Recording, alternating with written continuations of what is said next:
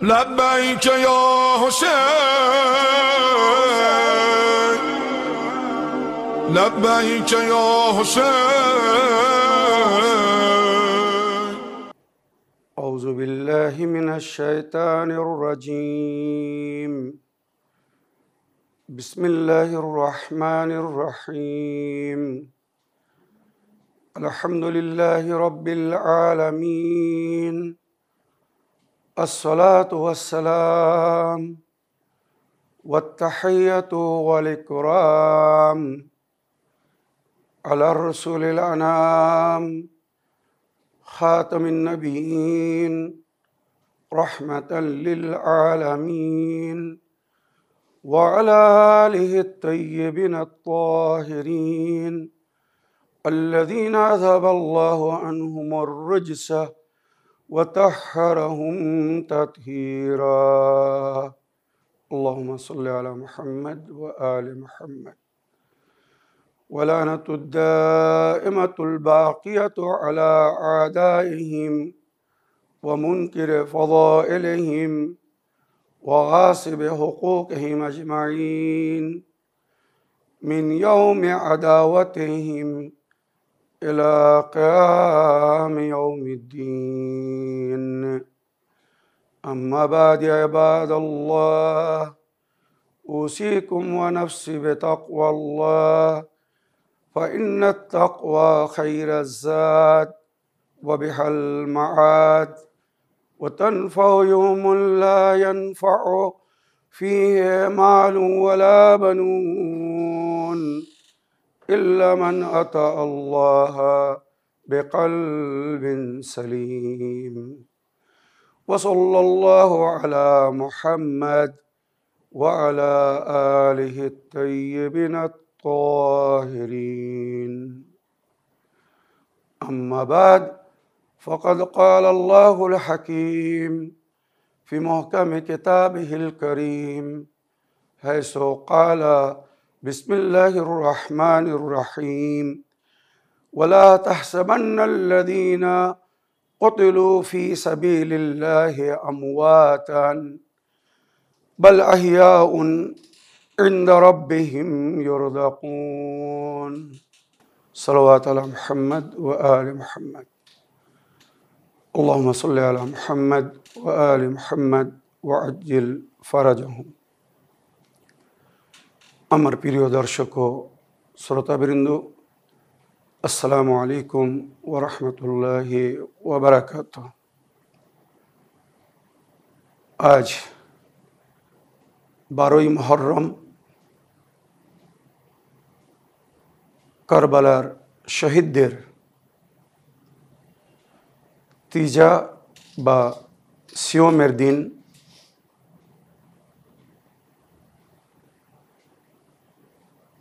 তাই আমি আজ শহীদদের জীবন নিয়ে সামান্য আলোচনা করতে চাই। কোরআনে পাকে আল্লাহ রাব্বুল আলামিনের ইরশাদ হচ্ছে: ওয়ালা তাহসাবান্নাল্লাযীনা কুতিলু ফি সাবিলিল্লাহি আমওয়াতা। সূরা আলে ইমরান আয়াত নম্বর 169। যাদেরকে আল্লাহর পথে কতল করা হয়েছে, হত্যা করা হয়েছে, তাদেরকে মৃত ভেবো না। আল্লাহ কি বলছেন আমাদেরকে? যারা আল্লাহর পথে শহীদ হয়েছে, কতল হয়েছে, যাদেরকে হত্যা করা হয়েছে, তাদেরকে মৃত ভেবো না। বাল আহিয়াউন ইনদা রাব্বিহিম ইউরজাকুন। তারা বেঁচে আছে আর তাদের প্রতিপালকের তরফ থেকে তারা রুজি পাচ্ছে। এই যে আমরা মাওলার দরবারে নজর নিয়াজ করি, কেন জানেন?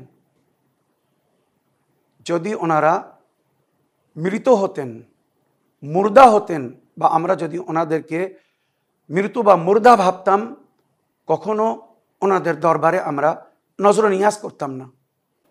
তাই আমাদের আন্তরিক বিশ্বাস, আমরা ঈমান রাখি কোরআনের উপরে, আল্লাহর প্রতি আমাদের বিশ্বাস আছে, তাই আমরা শহীদদেরকে মৃত মনে করি না,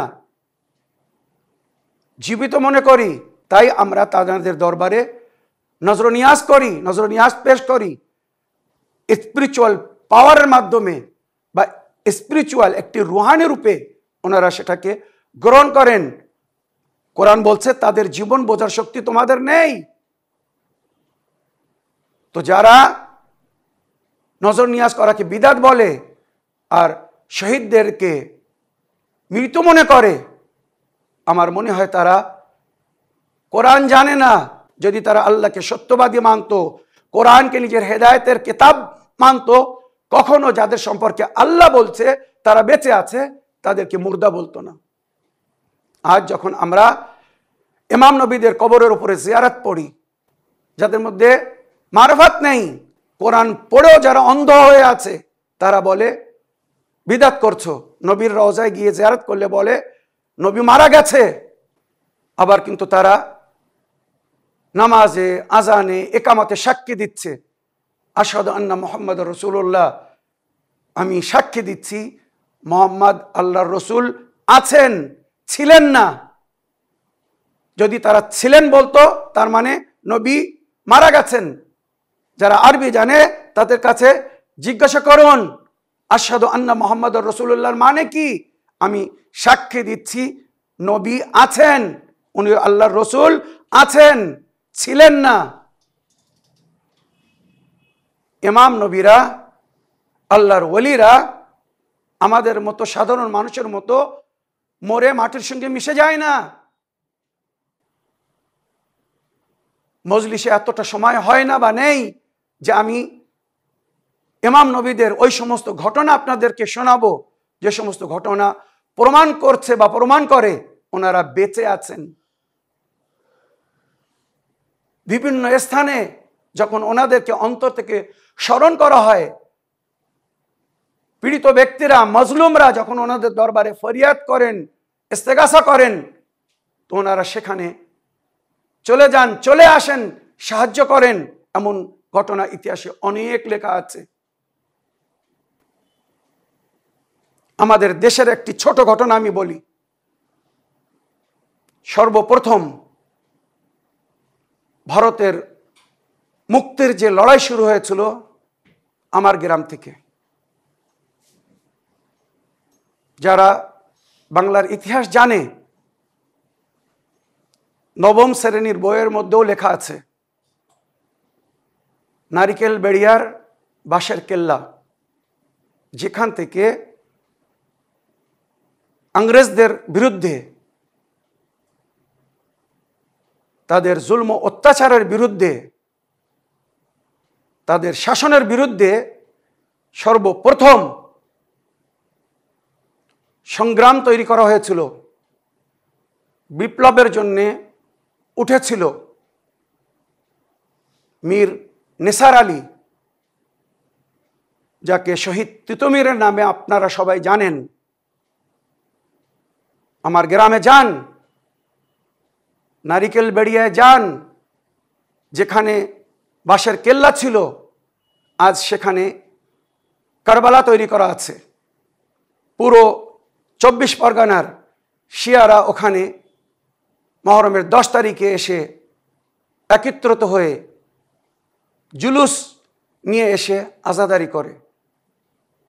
ইংরেজ এত বড় শক্তি, পুরো ভারতে তাদের রাজত্ব চলছিল, পুরো ভারতবর্ষকে তারা কন্ট্রোল করছিল। তাদের সঙ্গে লড়াই করা এত সহজ ছিল না। কোথা থেকে এই মনোবল পেয়েছিলেন শহীদ তিতুমীর?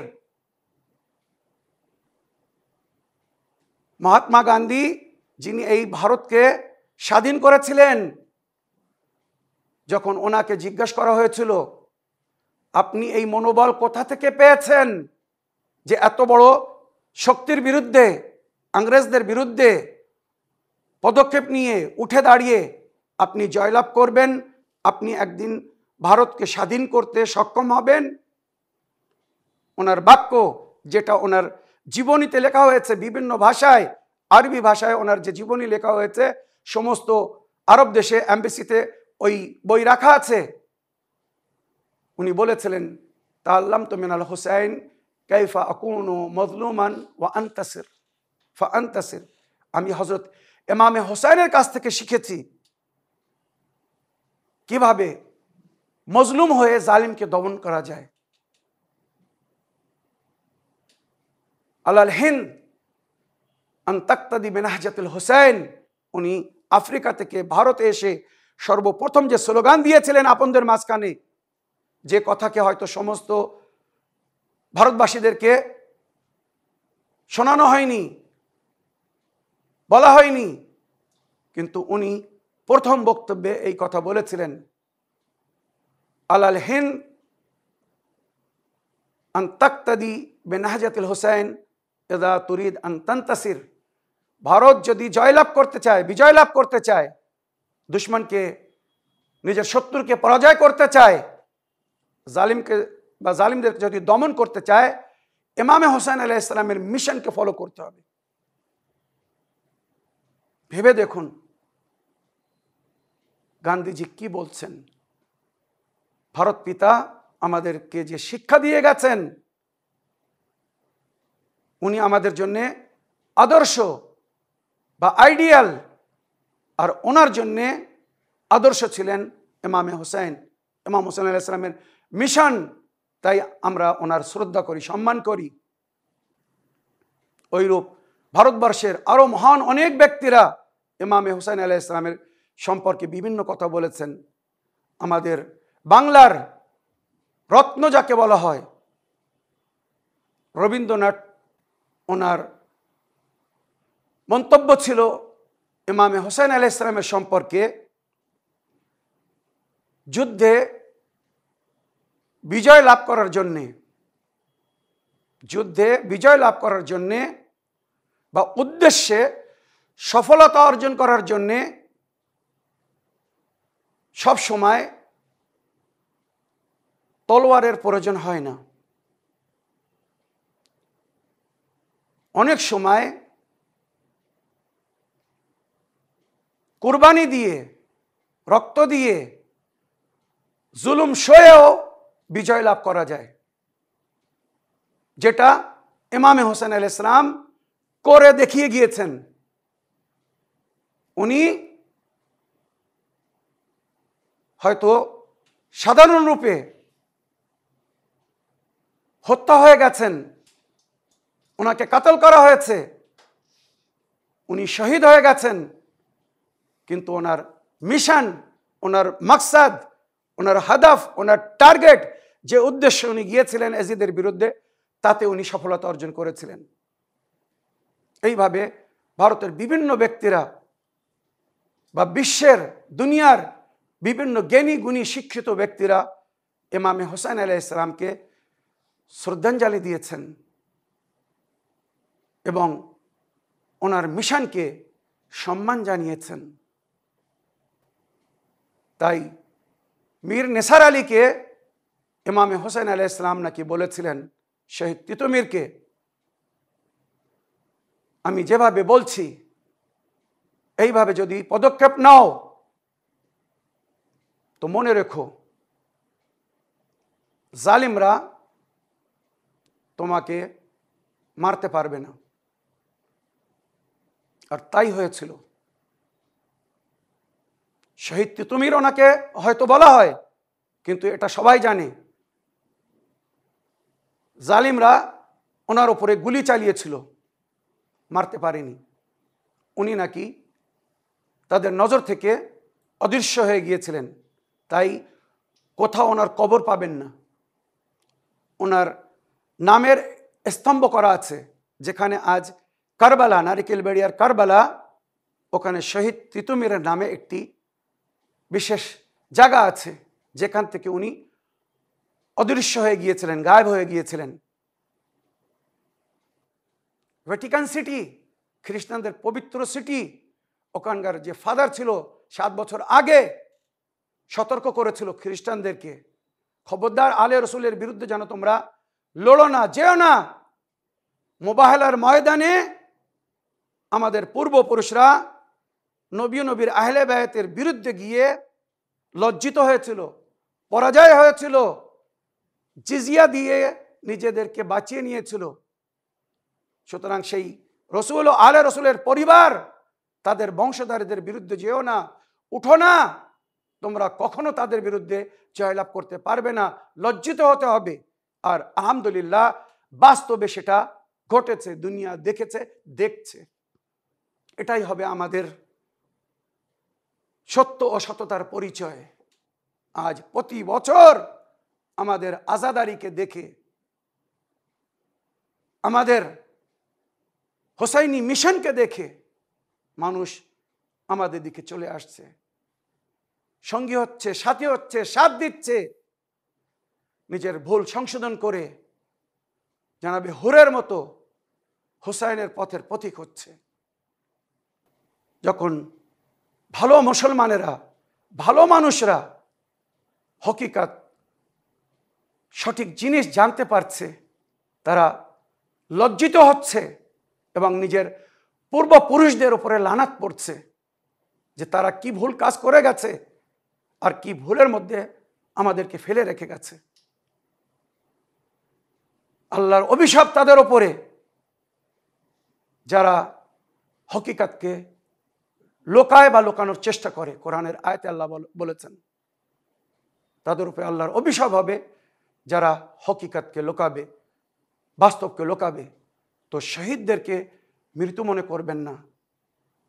কারবালার শহীদরা বেঁচে আছে, আর তার প্রমাণ হচ্ছে যখন যেখানে মজলুম পীড়িত ব্যক্তিরা তাদেরকে স্মরণ করছে স্পিরিচুয়াল পাওয়ারের মাধ্যমে, যে রুহানি শক্তি আল্লাহ তাদেরকে দিয়েছেন, যে রূপে তারা বেঁচে আছেন, যার জিকির কোরআনের মধ্যে হয়েছে, বাল আহিয়াউন, শহীদরা বেঁচে আছে, ওয়ালাকিন লা তাশউরুন, তোমরা তাদের জীবনকে অনুভব করতে পারবে না।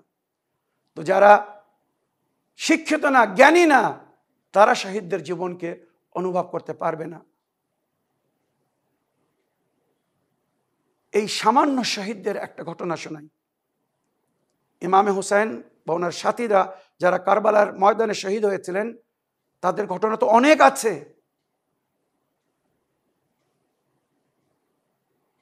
মহরমের 10 তারিখে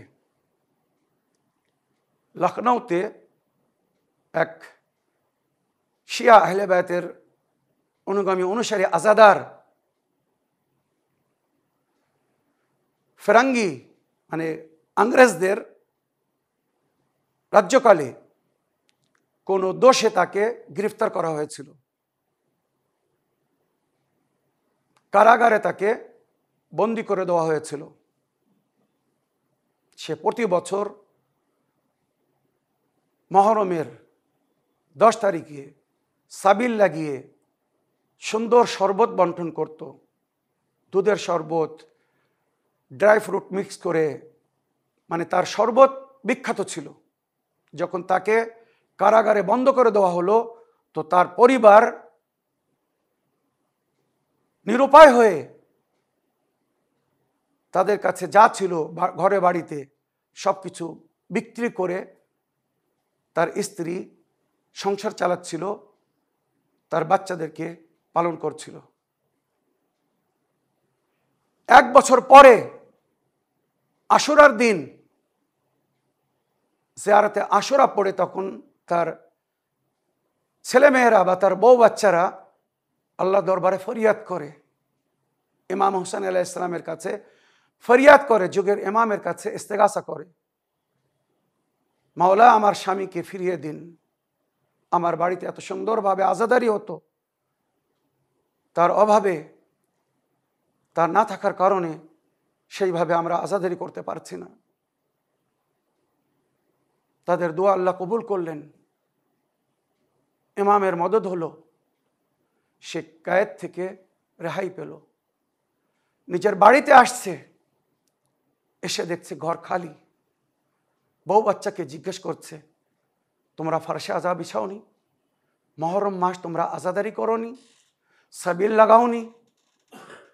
তখন তার বিবি বলছে, আমার স্বামী, আমার সম্মান, যা কিছু ছিল আপনার পেছনে সব কিছু বিক্রি করে বাচ্চাদের লালন পালন করেছি, আর কিছু নেই যা দিয়ে আজাদারি করব, সাবিল্লাহ গাবো, শরবতের ব্যবস্থা করব। এটা বাস্তব ঘটনা, যাদের সামনে ঘটেছিল তারাই বলছে। সুতরাং শামে গরিবার সময়, আশুরার দিন সন্ধ্যার সময়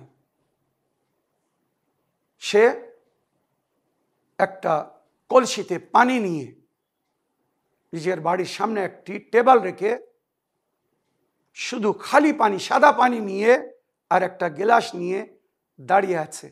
আর ওখান দিয়ে জুলুস যাচ্ছিল, মহরমের 10 তারিখের জুলুস। সবাই তাকে দেখে অবাক, এ তো কারাগারে বন্দী ছিল, কখন রেহাই পেল? সবাই তাকে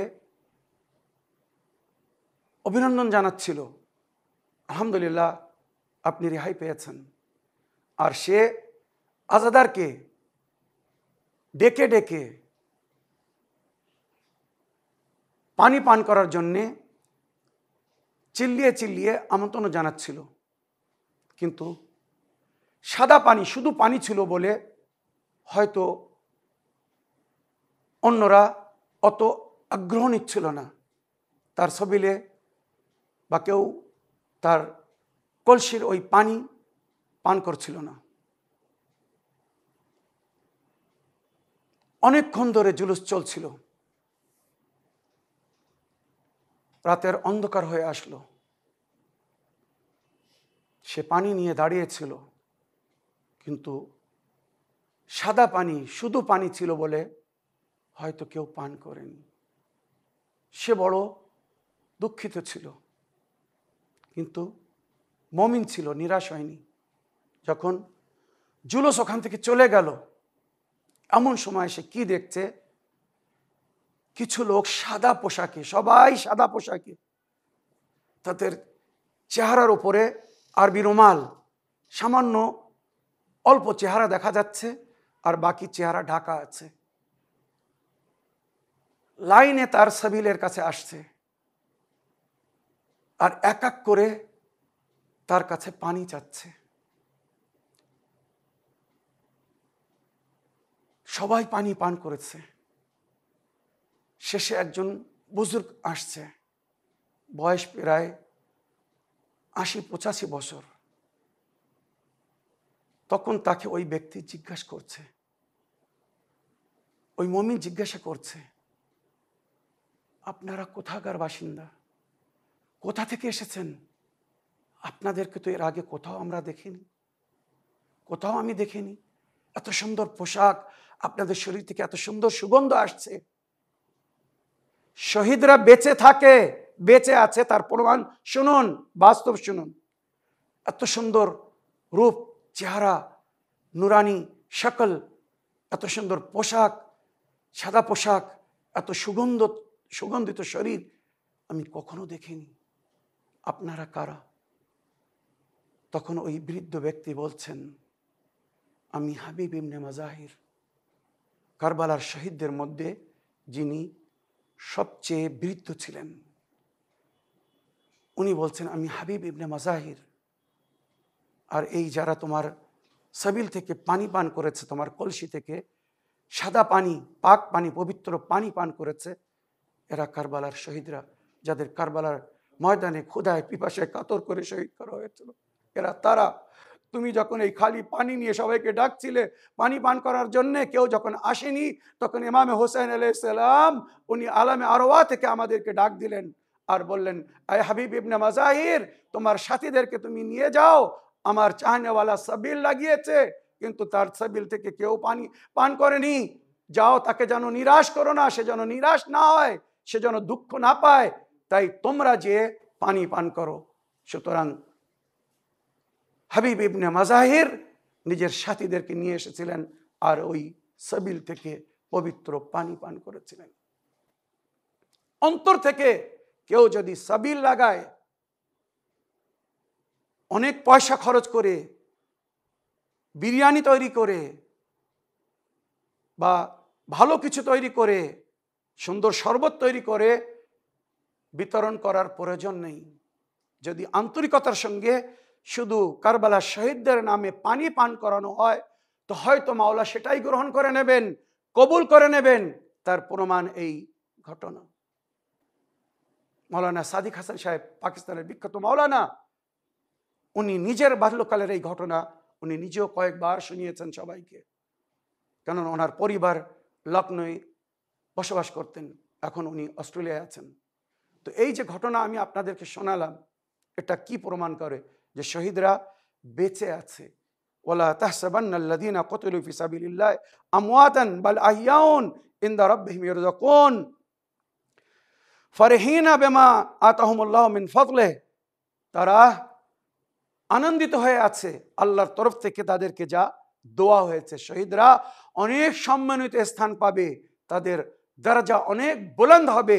মুহররমের এই 10 দিনের মজলিসে যেগুলো আমি ফি সাবিলিল্লাহ জিহাদ করলে, আল্লাহর পথে পদক্ষেপ নিলে, অন্যায়ের বিরুদ্ধে লড়াই করলে, বাতিলের বিরুদ্ধে উঠলে, আর ওই অন্যায়ের সঙ্গে লড়াই করতে করতে যদি কেউ মারা যায়, কেউ যদি শহীদ হয়, তা আল্লাহ তাকে কি উপহার দিবেন, কি জাযা দিবেন, ইহকাল ও পরকালে সে কি সম্মানিত স্থান পাবেন, তার জিকির করেছি।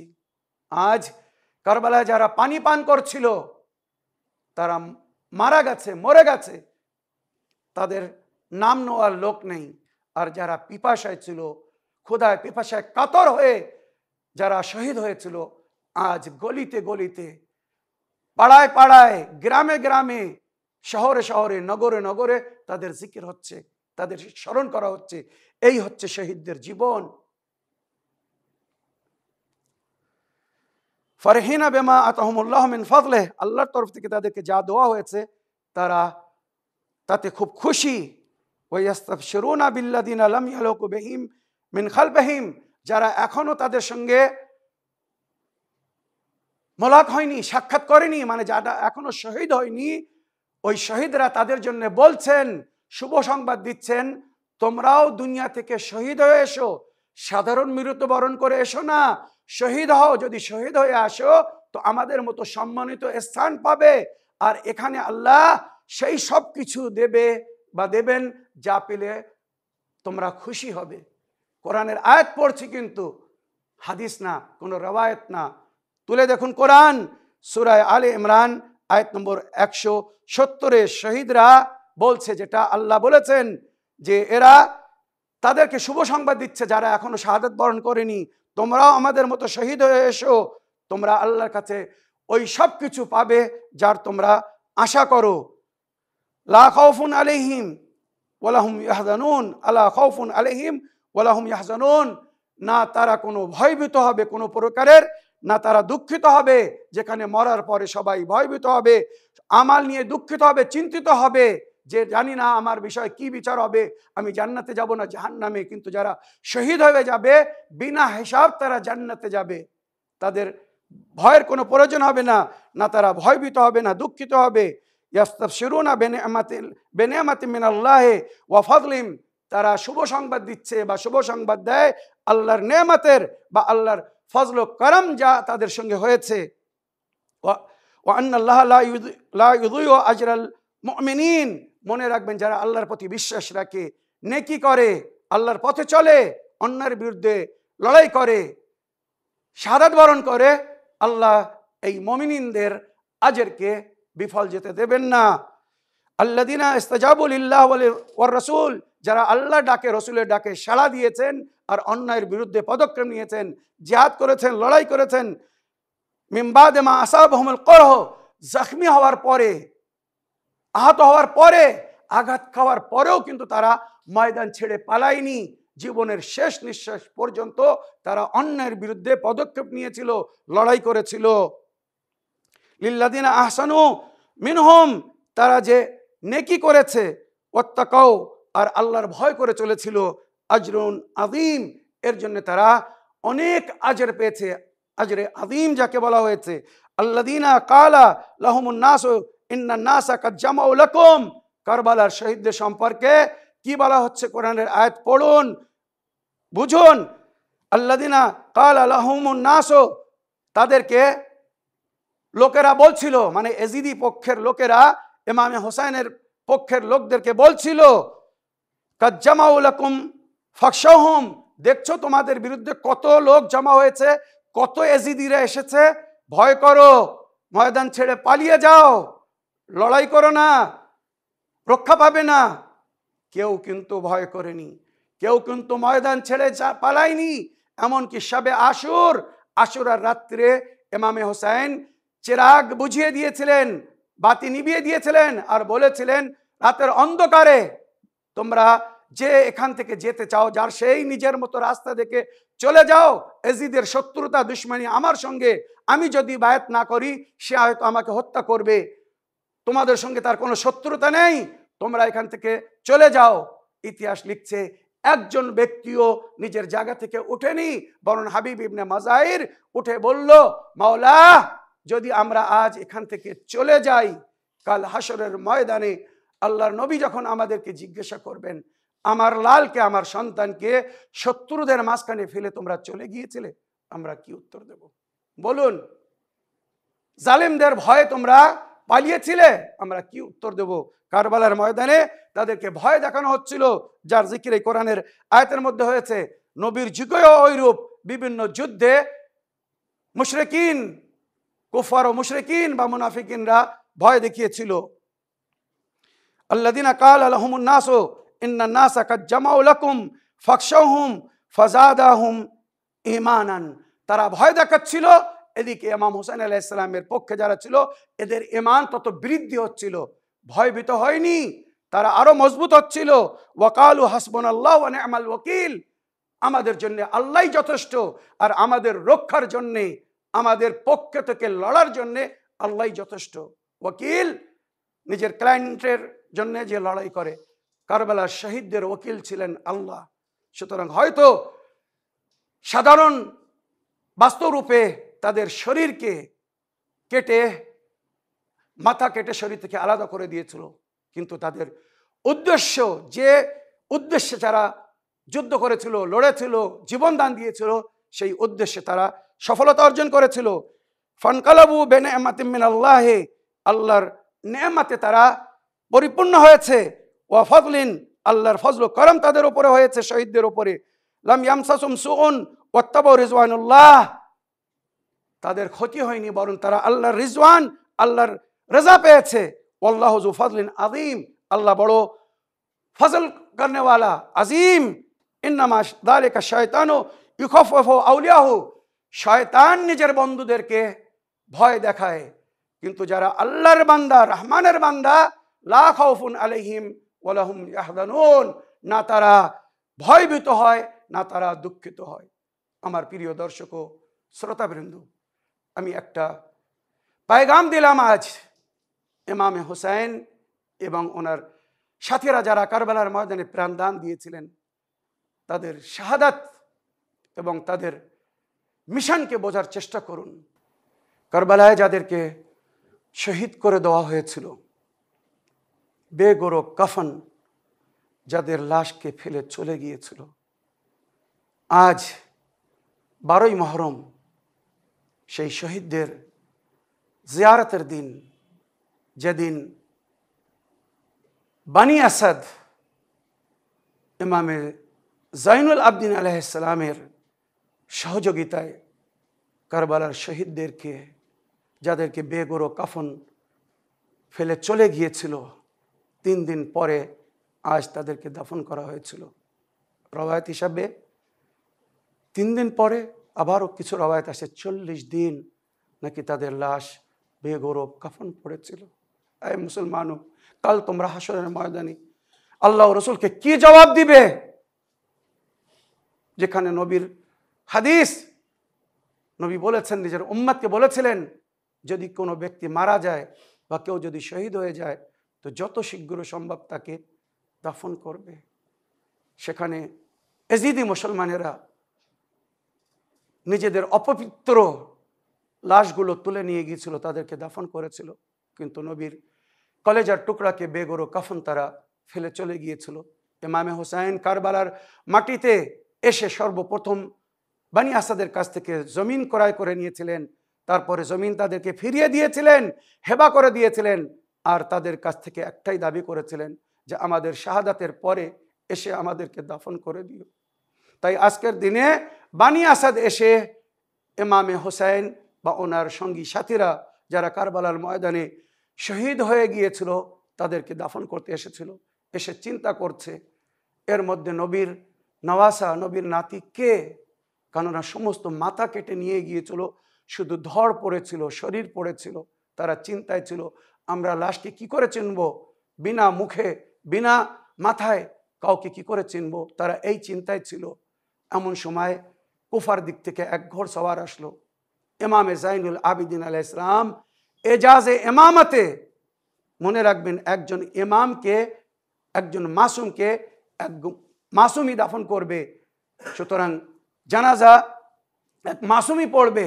তাই ইমামে জাইনুল আবিদিন আলাইহিস সালাম নিজের এজাজ ও মুজিজার মাধ্যমে ওখানে পৌঁছে গিয়েছিলেন। ইমাম ওখানে পৌঁছে যাওয়ার পরে বানি আসাদকে বললেন, আয় বানি আসাদ, তোমরা কি চিন্তা করছো? তারা ইমামকে চিনতে পারেনি। তারা বলল, ভাই আমরা শহীদদেরকে দাফন করতে এসেছি, মাওলা ইমাম হুসাইন আমাদের থেকে অঙ্গীকার নিয়েছিলেন, তাই আমরা দাফন করতে এসেছি, কিন্তু আমরা ভেবে পাচ্ছি না কোনটি কার লাশ, কেননা শরীরে মাথা নেই। তখন ইমামে জাইনুল আবিদিন আলাইহিস সালাম বললেন, আমি যেভাবে বলছি এইভাবে সমস্ত লাশকে জমা করো। সুতরাং শহীদদের লাশকে এক জায়গায় জমা করা হলো। তার মধ্যে থেকে ইমাম হুসাইন আলাইহিস সালামের লাশকে আলাদা করে বললেন, এখানে বড় কবর তৈরি করো, এটা হোসেন ইবনে আলীর লাশ, ওনার শরীর।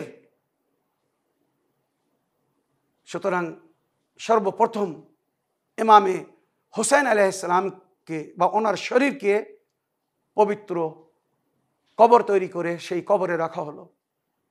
তারপরে উনি বললেন, এ বানি আসাদ, একটি শিশু ছেলের লাশ আছে, যাকে দুবার জবাই করা হয়েছে, একবার তার বাপের হাতের উপরে তীর মেরে আর একবার তার মায়ের চোখের সামনে তলোয়ার দিয়ে তার মাথা কাটা হয়েছিল। তার শরীরকে তার পিতার হাতের উপরে রেখে দাও, ওটা হচ্ছে আলী আসগর। তারপরে এক যুবক লাশকে দেখে বললেন, এই হচ্ছে আলী আকবর, শবিয়ে রসুল, কারবালার ময়দানে যার কলেজার উপরে তীর মারা হয়েছিল, একে পায়ের কাছে দাফন করো, ইমাম হোসেন আলাইহিস সালামের পায়ের কাছে দাফন করো, সে নিজের পিতার সেবায় থাকবে, খেদমতে থাকবে হাসরের ময়দান পর্যন্ত। তারপরে গঞ্জে শাহিদায় সমস্ত সাহাবাদের লাশকে এক জায়গায় করে দাফন করার জন্য বললেন। হাবিব ইবনে মাজাহির কারবালার শহীদদের মধ্যে বিশেষ একটি স্থান রাখতেন, সবচেয়ে বিরুদ্ধ ছিলেন বলে ওনাকে অন্য আরেক জায়গায় কবর দেওয়া হলো। ওখানেই ইমাম হোসেন আলাইহিস সালামের কবরের নিকটে সমস্ত শহীদদের সঙ্গে ওনাকে দাফন করা হয়নি। এরপরে বানি আসাদ বলল, মাওলা, আমার ভাই, আপনি আমাদের উপরে অনেক উপকার করেছেন, আপনি যদি না আসতেন আমরা হয়তো লাশকে চিনতে পারতাম না, এত সুন্দরভাবে দাফন করতে পারতাম না যেভাবে আপনি দাফন করিয়েছেন। আপনাকে ধন্যবাদ জানাই, আপনাকে ধন্যবাদ জানাই। তখন ইমাম জাইনুল আবিদিন আলাইহিস সালাম কান্না শুরু করলেন, এ আমার ভাইরা, কাকে ধন্যবাদ জানাচ্ছ? উনি হচ্ছেন আমার পিতা, আমি ওনার ছেলে জাইনুল আবেদিন। গতকাল আমার হাতে হাত করি, পায়ে বেড়ি, কোমরে শিকল বাঁধা ছিল, আমি অসহায় ছিলাম বলে আমার বাবাকে আমি দাফন করতে পারিনি। আজ আমি কায়েদখানা থেকে এসেছি তোমাদের মদত করার জন্য। তোমরা আমাকে ধন্যবাদ জানিও না, বরং আমি তোমাদেরকে ধন্যবাদ জানাচ্ছি যে এক ছেলের মদত করেছো তার বাপকে, তার আপনদেরকে দাফন করতে। বানি আসাদ বলছে, মাওলা তালি এবারে আমাদেরকে যেতে দিন। তখন ইমামে জাইনুল আবিদিন বললেন, না ভাইরা, আরো একজনকে দাফন করতে বাকি আছে। কে মাওলা? সবাইকে তো আমরা দাফন করেছি। না, আমার চাচা, যাকে ফুরাত নদীর আলকামার ধারে মারা হয়েছিল, ওনার দাবি ছিল, বাবাকে বলেছিলেন আমি ছকিনার কাছে বড় লজ্জিত, আমার লাশকে যেন খায়মায় নিয়ে যাবেন না, আমাকে এখানেই ছেড়ে দিবেন। তাই ওখানেই ওনাকে ছেড়ে দেওয়া হয়েছিল। শেষবারের মতো একটু কষ্ট করো, আমার সঙ্গে ওখানে চলো, আর আমার চাচাকে দাফন করার পরে তোমরা চলে যাও। ওখানে যাচ্ছেন কবর তৈরি করে, এবারে ইমামে জাইনুল আবেদিন নিজে কবরে নামছেন, চাচার লাশকে কবরে রেখেছেন। বানি আসাদকে বলছেন, বানি আসাদ এবারে যাও, তোমরা চলে যাও। বানি আসাদ বলছে, মাওলা এখনো তো আমরা কবর বন্ধ করিনি, আমরা কবর বন্ধ না করে কি করে যাব? মাওলা আমরা কবর বন্ধ করার পরে যাব। তখন ইমামে জাইনুল আবেদিন বললেন, তাহলে তোমরা এখান থেকে কিছু দূরে চলে যাও, আমি আমার চাচার সঙ্গে কিছু কথা বলতে চাই, সেগুলো শুনলে হয়তো তোমাদের কলেজে পেটে যাবে, তোমরা সইতে পারবে না, সহ্য করতে পারবে না। বানি আসাদ ওখান থেকে সরে যাচ্ছে। এবারে ইমামে জাইনুল আবেদিন নিজের চাচা আবুল ফজল আব্বাসের গলার ওপরে নিজের মুখ দিয়ে চুম্বন করলেন। চুম্বন করার পরে নিজের বুককে চাচার বুকের ওপরে রেখে গলার কাছে মুখ নিয়ে একবার বলা শুরু করলেন, আমার চাচা যান, আপনি জানেন আপনার পরে আপনার কলেজের টুকরা, আপনার প্রিয় সকিনা, যাকে আপনি বড় আদর করতেন, যত্ন করতেন, যার কথা কখনো পেলেননি, যার জন্য পানি নিতে এসে আপনি শাহাদাত বরণ করেছেন, আপনার পরে তার সঙ্গে কি ব্যবহার হয়েছে। সে যখন আপনাকে স্মরণ করেছে, বাবাকে স্মরণ করেছে, তাকে চড় মারা হয়েছে, চড় মেরে মেরে তার গাল নীল হয়ে গেছে, তার কানের দুল কেড়ে নিয়েছে, তার দামানে কাপড়ে আগুন লাগিয়ে দিয়েছে। আপনার বোন জাইনাব, যাকে কখনো আপনি বেপরদায় দেখেননি, মায়ের কবরে যখন যেতেন রাতের অন্ধকারে নিয়ে যেতেন, আর সেই জাইনাব ও কুলসুমের মাথা থেকে পর্দা কেড়ে নেওয়া হয়েছে। এই কথা শুনে মাওলা আব্বাসের লাশ তড়পাড়াতে শুরু করেছে। ইমামে জাইনুল আবেদিন বুক দিয়ে চেপে ধরেছেন, এই চাচা যান, আপনি শুধু শুনে সহ্য করতে পারেননি, আমি জাইনুল আবেদিন নিজে চোখে সবকিছু দেখেছি, সবকিছু সহন করেছি। আমার চাচা যান, আপনারা আল্লাহর দরবারে পৌঁছে গেছেন, ওখানে আমার জন্য আল্লাহর দরবারে সুপারিশ করুন, আল্লাহ যেন আমাকে হিম্মত দেয়, জালিমদের থেকে যেন আমার রক্ষা করে। আর এখনো যে মিশন আপনারা নিয়ে এসেছিলেন, যার জন্য আপনারা জীবন দিয়েছেন, আমি যেন আমার পিতার সেই মিশনকে আগে নিয়ে যেতে পারি, কারবালার শহীদদের শাহাদাতের উদ্দেশ্যকে এবং এই শাহাদাতের মর্যাদা যেন দুনিয়ার কাছে পৌঁছে দিতে পারি। এরপরে বানি আসাদ আসে আর কবরকে বন্ধ করে আজকের দিনে জিয়ারত পড়ে ইমামে জাইনুল আবেদিন আলাইহিস সালাম সকলকে শ্রদ্ধাঞ্জলি এবং যারা দাফন করেছিল তাদেরকে ধন্যবাদ জানিয়েছিলেন। ইন্না লিল্লাহ ওয়া ইন্না ইলাইহি রাজিউন, রাযান বিকাদাহি ওয়া তাসলিমান লিআমরিহি। لبيك يا حسين، لبيك يا حسين، لبيك يا حسين.